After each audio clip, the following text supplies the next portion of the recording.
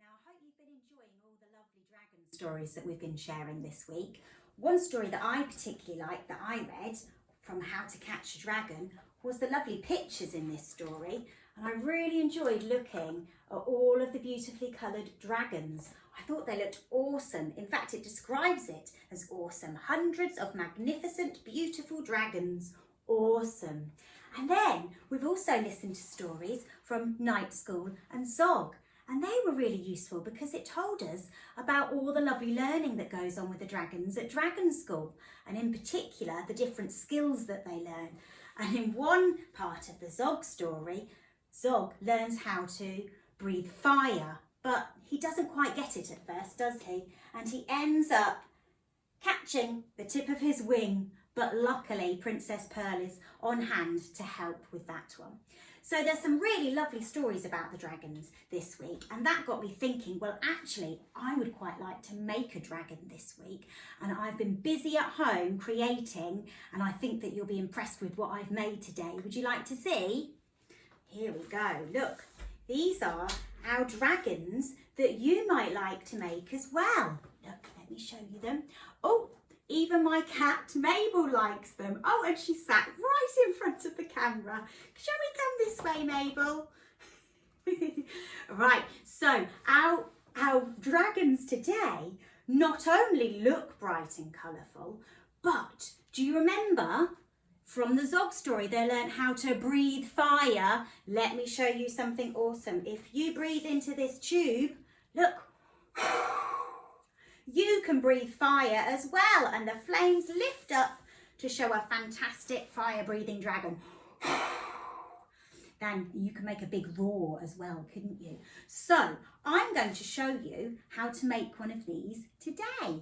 Cat's back again. This time it's not Mabel, it's my other cat Betsy. They clearly want to make a dragon with me today, so I hope you don't mind that she's joining in too. So what we need today is some cardboard tubes. So these can be from kitchen rolls or toilet rolls, and the kitchen roll you can just chop in half to make it a bit smaller. You also need some things to colour your dragon, so you can make it any colour that you'd like. So you can do this by painting the dragon, or you can use some paper to wrap round, or even colour in the paper tube if you wanted to, the cardboard tube. You also need some pom-poms for the features of the dragon, and some googly eyes as well. Did you like the sound of that? So the googly eyes, if you haven't got googly eyes, don't worry. You can use little bits of white paper and draw the little dot onto the eyes and stick them on as well. It's absolutely fine. And also you need for the flames, which Betsy really likes, you can use tissue paper, or again some coloured paper if you haven't got that. Okay, so the tissue paper there as well. And then the equipment that you need is some paintbrushes, some scissors, a glue stick, or PVA glue in a little pot as well. Okay, so those are the things that we need to make our dragon today.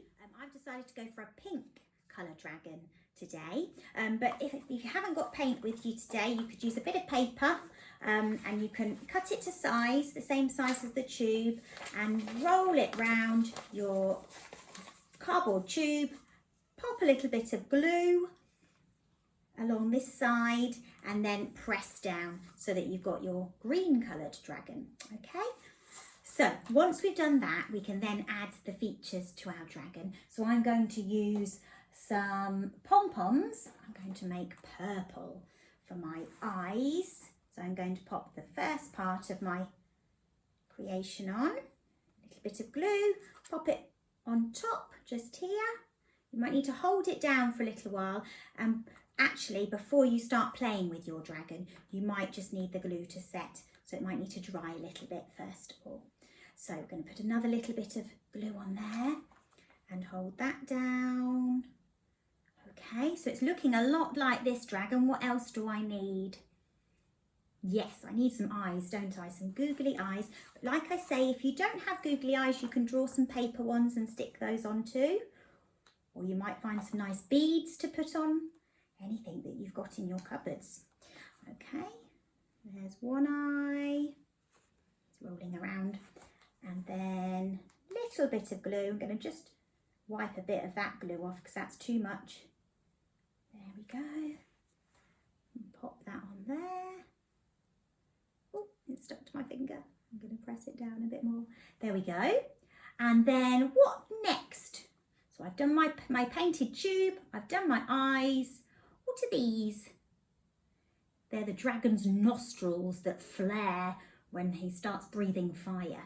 So I'm going to keep with my colour theme, I think. Oh, I might have another purple. There, I've got 2 more purples there. So I've got 1, 2, 3, 4 purple pom-poms now, haven't I? So again, I'm going to just wipe my glue to the side so I don't put too much on, and place his nostril, or her nostril, one this side, and press that down. And then a bit more glue on this one. Press that one down. Now, my dragon is looking really good now, but we have one more important thing to do, don't we, to make it extra special. What do we need to add? The flames, don't we? So to make the flames, I'm using tissue paper. Okay, so you might not have tissue paper, that's fine. You can use some other paper. If you've got white paper, you could decorate and colour on it, that's absolutely fine. And this bit's too big at the moment, so I'm going to cut a little strip down all the way. That's it, to the end. And you can make a few of those strips, and I've done some here already, look. And you can choose any sort of colour you like. I've gone for purple and pinks to match the colour of my dragon today. So what we need to do for our flames on this part, we're not going to put the flames all the way round the inside of the tube, because I found that it doesn't blow up as much with the flames, the tissue paper. So what we're going to do, we're just going to glue half this top part just here, and then stick some tissue paper on. So you can get your glue stick or your gloopy glue, your PVA glue, and just put a bit of glue, look, inside. There we go. And then step by step, you take your tissue paper and start sticking it inside your dragon's mouth. I'm going to have pink, then purple, and then I might go for a pink again, like that, okay? And then you can, oh, his nostrils just come off. We're going to press it down.